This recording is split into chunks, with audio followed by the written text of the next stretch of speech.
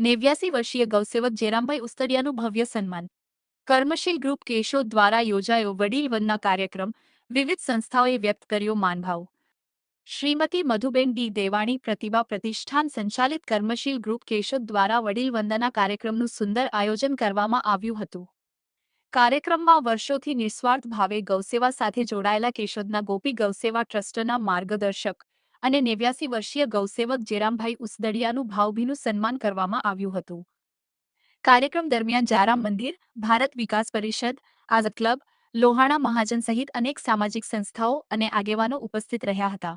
મહાનુભાવોએ શાલ ઓઢાડી, શ્રીફળ, મોમેન્ટો અને ઉપરણા અર્પણ કરી વડીલ ગૌસેવક પ્રત્યે આદર અને સન્માન વ્યક્ત કર્યું હતું।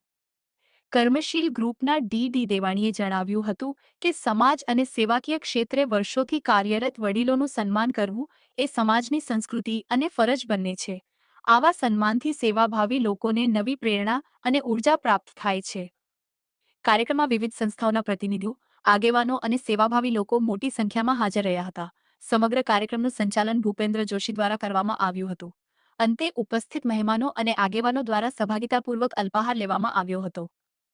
X24 ન્યૂઝ ગુજરાતી સાથે બ્યુરો રિપોર્ટ। આજ રોજ કેશોદ કર્મશીલ ગ્રુપ તરફથી વડીલ વંદના કાર્યક્રમમાં ગોપી ગૌસેવા ટ્રસ્ટના પ્રેરણાદાતા એવા જેરાજ બાપા ઉસ્દડિયાનું એવા એક મહામાનવનું સન્માન કરવામાં આવ્યું કે જે 89 વર્ષની ઉંમરે પણ પૂરા જોશ અને ખરોશથી આજે ગાયોની સેવા કરે છે અને ગાયોની સેવાની અંદર પોતાનું જીવન સમર્પિત કરી દીધું। ગોપી ગૌસેવા ટ્રસ્ટના લોકો અનેક પ્રવૃત્તિઓ કરે છે। આ બધી જ પ્રવૃત્તિઓ સાથે આજે 89 વર્ષની ઉંમરે પણ કોઈ પણ પ્રકારના શારીરિક દર્દ વગર પોતાનો પૂરો સમય આપી અને કામ કરનાર વ્યક્તિનું આજે કેશોદ કર્મશીલ ગ્રુપ તરફથી સન્માન કરવામાં આવ્યું।